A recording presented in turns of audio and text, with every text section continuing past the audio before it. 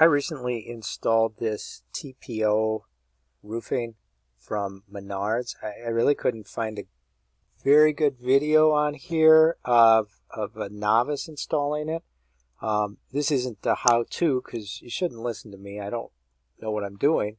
This is, again, how I did it. I installed this. It was not difficult. And here's the video.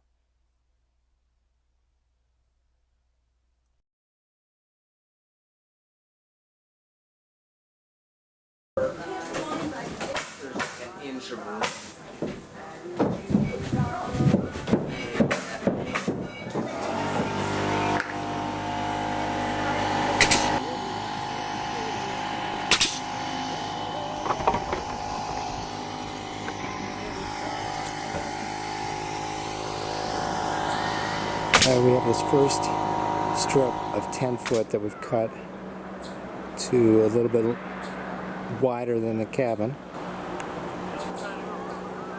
And our plan is to put it down here on the bottom edge, and we're going to apply glue to the first 5 feet all the way across, fold it back, and put the glue on, and then we'll fold that 5 feet back in place, stick it down, and then work on the other half to put that first course in. You can make it hard to get it over this pipe. Well, I was trying to get it centered on it. Well, it's way off there. Okay, go back that way then.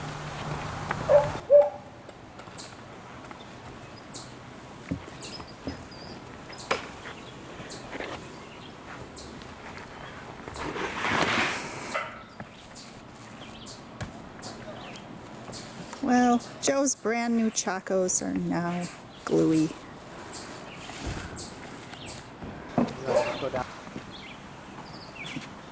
Pete, you can hold it there. Pull it towards you. Okay, now I'm just Pull it towards you. Grab the edge and pull it. That's it. Perfect. Just like that. And then he's going to work it down.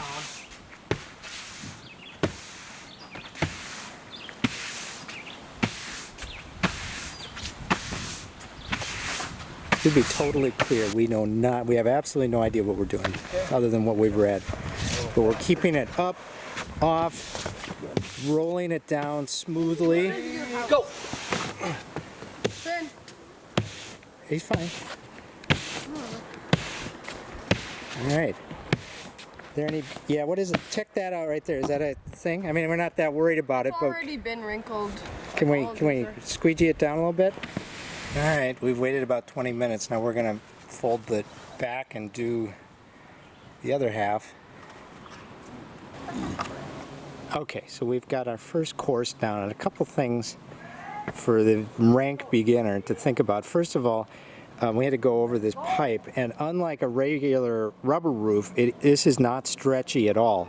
So we had to cut a slit in our roof to get that pipe up when we flapped it down.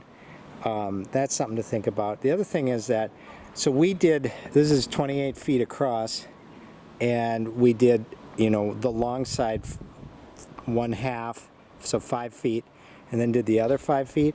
And it's a hot, sunny day out right now.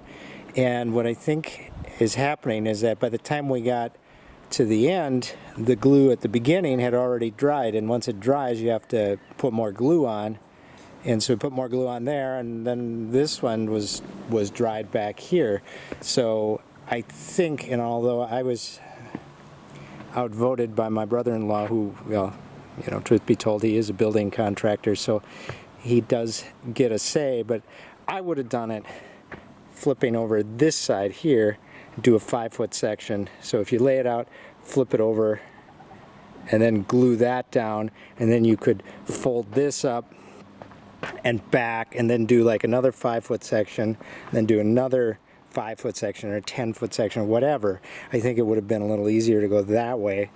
But we did it his way, and it worked out, but it was a little frantic trying to get the glue on in time. I think it's going to stick just fine. You also use more glue than you think that you're going to. I used a gallon water jug just so I had some idea, and because you're supposed to use, you know, between a gallon for every 100 to 120 square feet, which tells me you don't want to use more than, you know, a gallon per 100 square feet, but you don't want to use less than a gallon per 120 square feet.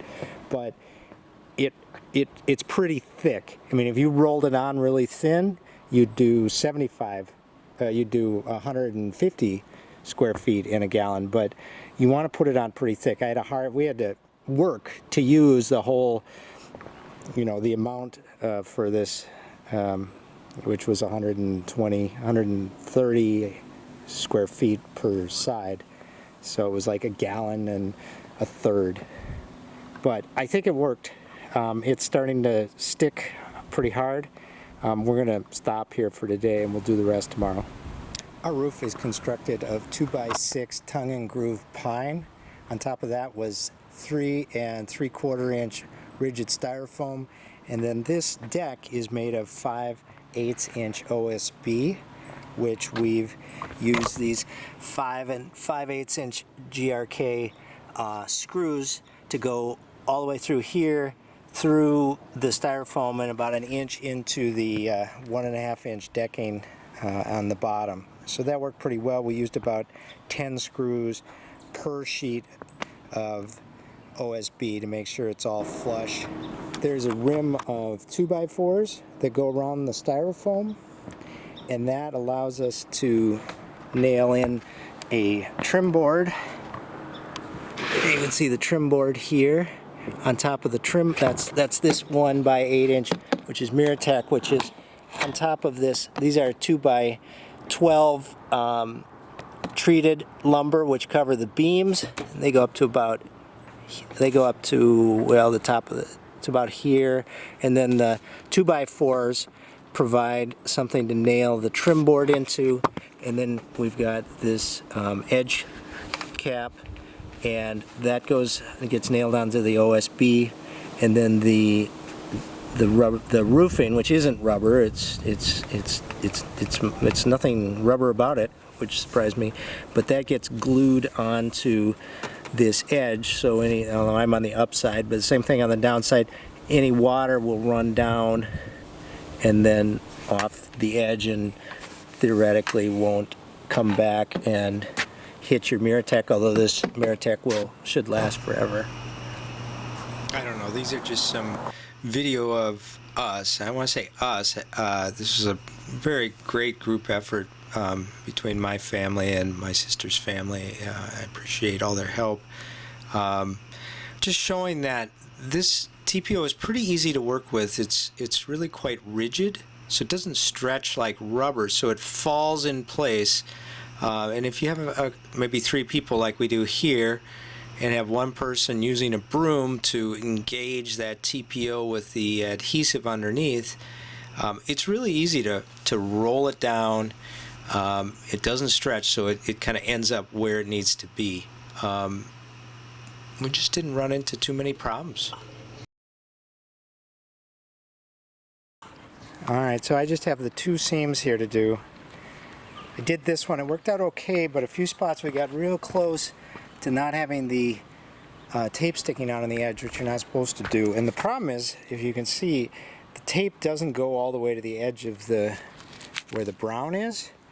So, you know, I'm sort of counting on that. You got to make sure you take into account that 1/4 inch or whatever. So on this seam we've marked off, we put a chalk line a 1/2 inch away to give us a guide, because we're going to flap that back, use our scrubby and prime it, and then flap it back over. This is the primer. Mine got squished, but you have to shake it up occasionally. Now, the instructions say you're not merely painting this on, you really got to scrub it in. Want some more? Yeah, I'm going to need some more. I'll get it. You want to just hold it? Alright, can you pull it back just a bit now, Andy? Yeah.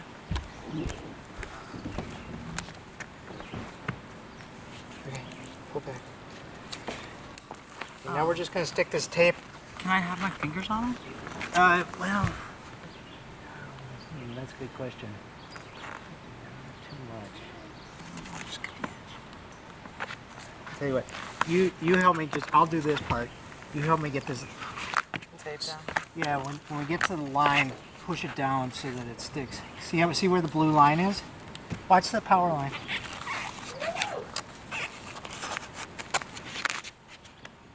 We're way over it. Well, okay, that's what I need your help with. The white part should be on the blue line.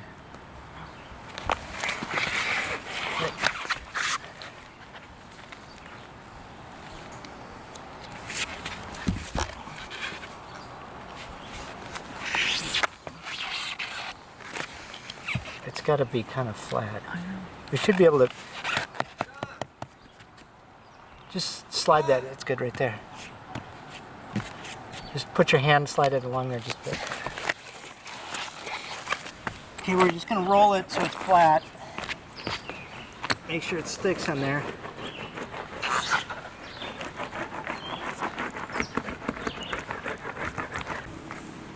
All right, now we're just going to pull that top tape out at a 45-degree angle and stick the top layer down.